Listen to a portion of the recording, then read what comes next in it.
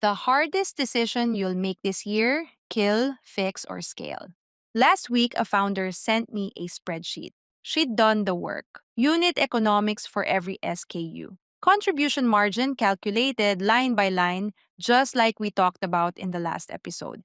Then she asked me the question I hear more than any other. Okay, Lara, I see the numbers now, but what do I actually do with this? She had 43 SKUs. 11 were clearly profitable, 8 were clearly not, and 24 were somewhere in the middle. The gray zone, the place where founders get stuck. Data is useless if it doesn't lead to decisions, and decisions are hard, especially when they involve killing a product you spent 2 years developing, or scaling something that feels risky, or admitting that your gut was wrong. Today, I'm giving you the framework that makes those decisions clear: kill, fix, or scale. By the end of this episode, you'll know exactly which bucket every product belongs in, what to do once you've made that call, and how to handle the emotional weight of cutting things you love. This is Supply Chain Moves. I'm Lara, and this is the hardest decision you'll make this year. Let me tell you why most founders freeze when they finally see their numbers clearly. It's not because the math is hard. The math is actually the easy part. Addition, subtraction, percentages. You learned this in middle school. The hard part is what the math implies. When you see that a product has an 8% contribution margin, the math is saying something. It's saying this product, in its current form, at its current price, with its current cost structure, is barely worth selling. Maybe not worth selling at all. And that's uncomfortable because you chose that product. You believed in it. You told people it was great. Maybe you have inventory sitting in a warehouse. Maybe your whole brand story is built around it. Maybe it was your first product, the one that got you started. So instead of making a decision, founders do one of three things. One, they rationalize. They say, well, it's not that bad, or maybe it'll get better, or we need it for the product line to make sense. Two, they procrastinate. They say, I'll deal with it next quarter, or let's wait and see how the holiday season goes. Three, they panic.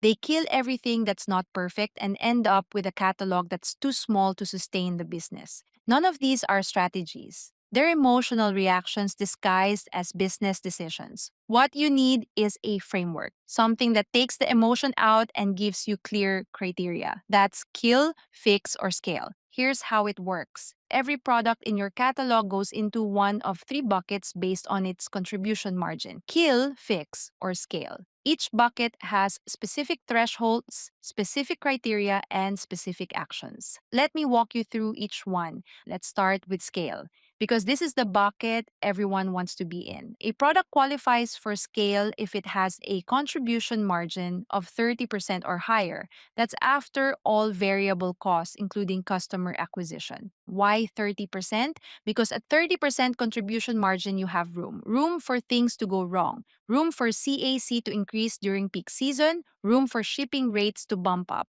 room for a bad batch of returns. 30% gives you a cushion. And if a product is at 30% or above, here's what scale actually means. And it's not just spend more on ads. Scale means increase inventory depth so you never stock out. It means negotiate better supplier terms because you have volume leverage now. It means expand to new channels where this product can win. It means build out the product line, create variations, sizes, colors, bundles. It means test higher price points because you have a product people love. It means invest in content around this product. UGC, reviews, education. It means give it the hero treatment in your marketing. Most founders underinvest in their winners. They spread resources evenly across the catalog instead of concentrating on what's actually working. Scale means going all in on products that have earned it. But here's the thing: before you scale, pressure test the contribution margin. Make sure it's real. Make sure it holds up under increased volume. Sometimes margins shrink when you scale because you hit shipping thresholds or supplier capacity issues or increased competition. Test it, then scale. Now let's talk about kill. This is the bucket no one wants to think about. A product qualifies for kill if it has a contribution margin below 15%, or if it's negative, and yes, you probably have products that are negative. Most founders do. Why 15% as the threshold? because below 15%, there's almost no path to profitability. Even if you fix everything fixable, you're still looking at a product that barely covers its costs. You'd need a miracle to make it work, and business strategy shouldn't rely on miracles. But before you kill anything, you need to ask one critical question. Does this product serve a strategic purpose that justifies keeping it alive? There are a few legitimate reasons to keep a low margin product. One, it's a gateway product. Customers buy it first, then buy your high margin products later. If you can prove that with data, lifetime value math might justify the loss on the first purchase. Two, it completes a product line that would feel incomplete without it. Customers expect you to have it, not having it would hurt the brand. Three, you have contractual obligations. Maybe you promised a retailer you'd supply it. Maybe it's part of a bundle you're locked into. If none of these apply, kill it. And I know that's hard to hear, but every dollar you spend supporting a dying product is a dollar you're not spending on winners. Every hour of customer service time, every square foot of warehouse space, every minute of your attention. Low margin products don't just fail to make money, they actively take resources away from products that could. Which brings us to fix, the gray zone, 15 to 30% contribution margin. This is where most of your products probably live. Not bad enough to kill, not good enough to scale, stuck in the middle. Here's the truth about the gray zone, it's where businesses get stuck. If most of your catalog is in fixed territory, you're working really hard to basically break even. You're busy, but not profitable. The goal with fix is to move products out of the gray zone, either up into scale territory or down into kill. Gray zone products should not stay gray zone products forever. Give every fixed product a 90-day window. 90 days to try the levers, 90 days to see if you can move the contribution margin above 30%. If you can't do it in 90 days, that product moves to kill. So, what are the levers? I'm going to give you five. These are the five things you try before giving up on a product. Lever number one, price. This is the fastest lever and the one founders are most afraid to pull. If your contribution margin is 22% and you need to get to 30, sometimes a price increase is the simplest path. A 10 or 15% price bump can completely change the economics. Yes, you might lose some volume, but here's the math founders forget. If you raise prices by 15% and lose 10% of customers, you're still better off. You're making more money on fewer sales with less operational complexity. Test it. Raise the price, see what happens to conversion, see what happens to margin. You might be surprised how inelastic demand actually is for a product people love. Lever number two, COGS reduction. Go back to your supplier, ask for better pricing. If you've been with them for a while and your volume has increased, you have leverage. Use it. Look at your product spec. Is there anything you can simplify without hurting quality? Different materials, simpler construction, less packaging. Get quotes from alternative suppliers. Even if you don't switch, having a competitive quote gives you negotiating power. A 10% reduction in COGS can add 5 to 8 points of contribution margin depending on your price point. That's often enough to move a product from fixed to scale. Lever number three, shipping and fulfillment. Can you ship this product in a smaller box? Can you reduce the weight? Can you change from a box to a poly mailer? Can you negotiate better rates with your carrier? If you're shipping 1,000 units a month, you have volume. Get on the phone with your rep. Can you change your free shipping threshold? Instead of free shipping on everything, maybe free shipping over $50, customers will add more to their cart. Average order value goes up. Effective shipping cost per unit goes down. Shipping is often $3 to $8 per unit. Cutting that by even 20% can meaningfully move the margin. Lever number four, returns reduction. If a product has a high return rate, that's not a fixed characteristic. It's a problem you can solve. Look at why people are returning. Is it sizing? Add better size guides? Is it expectations? Improve the product page copy and images. Is it damage? Fix the packaging. Is it quality? Fix the product. Every percentage point you reduce returns adds directly to your contribution margin. A product with a 15% return rate is a completely different business than the same product with a 5% return rate. This lever takes longer to see results. Changes to your product page might take 30 to 60 days to show up in return data, but it's often the highest impact lever for gray zone products. Lever number 5, customer acquisition cost.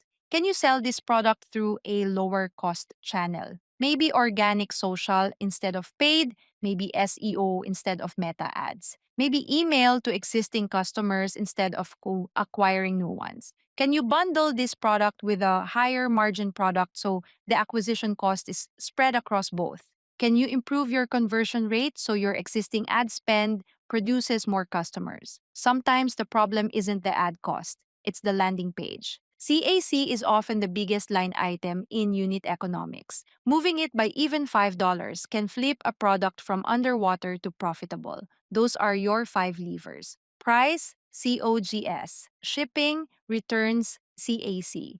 For every product in the fixed bucket, pick 2 or 3 levers to focus on. Make the changes, then measure. You have 90 days. If in 90 days the product hasn't moved above 30% contribution margin, it moves to kill. No more extensions. No more maybe next quarter. The clock is done. This is how you prevent the gray zone from becoming a permanent home for underperforming products. You force a decision.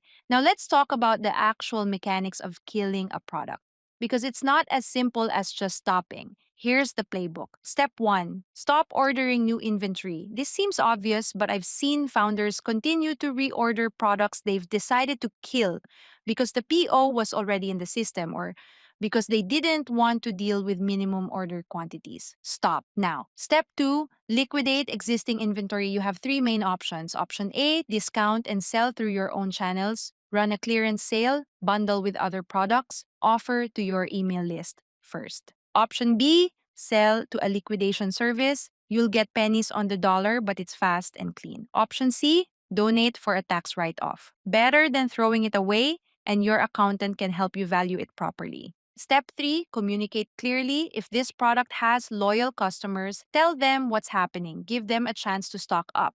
Thank them for their support. Don't just let the product disappear without explanation. Step 4, update your systems. Remove from your website once inventory is gone. Update your ERP. Clear it out of your 3PL. Don't let zombie SKUs hang around creating confusion and taking up mental space. Step 5, learn from it. Why did this product fail? Was it the wrong price point, wrong market, poor execution, bad unit economics from the start? Document what went wrong so you don't repeat the mistake. Killing a product cleanly takes about 4 to 6 weeks from decision to completion. Have a timeline, execute it. I want to talk about the emotional side of this because it's real and pretending it's not doesn't help anyone. Killing a product feels like failure even when it's the right decision. Even when the numbers are clear, it still hurts. You invested time, money, creative energy. You told people this product was great. Maybe you told yourself this product was your identity, your big idea, and now you have to admit it didn't work. Here's what I want you to understand. The product failing doesn't mean you failed. It means you tried something, you learned something, and now you're making a better decision with better information. The only real failure is refusing to see the truth. The only real failure is letting a bad product drag down everything else because you can't let go. Let me tell you about sunk cost fallacy because it's probably running your decision making right now without you realizing it. Sunk cost fallacy is the tendency to continue investing in something because of what you've already invested, rather than because of what you'll get in the future. You think, I've already spent $50,000 developing this product. I can't just walk away. But that 50,000 is gone. It's spent. It doesn't exist anymore except as a line on your P&L. The only question that matters is, what will this product return going forward? And if the answer is nothing good, the past investment is irrelevant. Every dollar you spend on a losing product today is a new decision. It's not protecting your past investment, it's adding to your losses.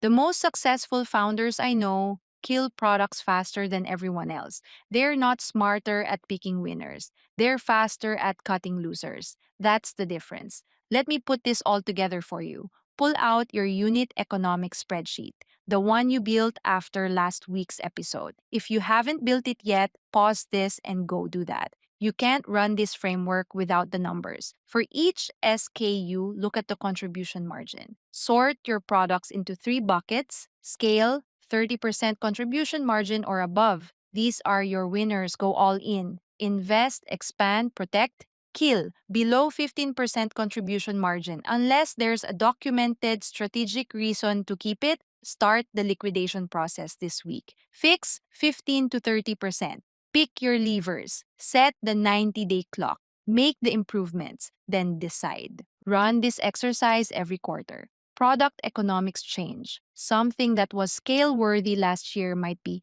fix worthy now. Something in fix might graduate to scale. Keep the categories dynamic. Your goal over time is to have 70% or more of your revenue coming from scale products. If you can get there, you've built a profitable, scalable business. If most of your revenue is stuck in fix and kill territory, you're running really hard just to stay in place. Here's what's at stake. If you don't make these decisions, your business makes them for you. You run out of cash, you burn out, you wonder why you're working so hard for so little. But if you do make them, if you kill what needs to die, fix what can be fixed, and scale what's actually working, you build a business that rewards your effort, a business that gets easier, not harder, as it grows, a business where the math actually works. Kill, fix, or scale. That's the framework. Now go use it. That's it for today. If you're working through these decisions and want a second opinion, or if you want to share what you learned running this exercise on your own catalog, join us in the Slack community. Link in the show notes. Next week, we're going deep on inventory, specifically how much is too much, how much is too little, and the cash flow math that tells you exactly where your inventory should be. If you've ever had money stuck in boxes or lost sales to stockouts, that episode is for you. I'm Lara. This is Supply Chain Moves, and I'll see you next week.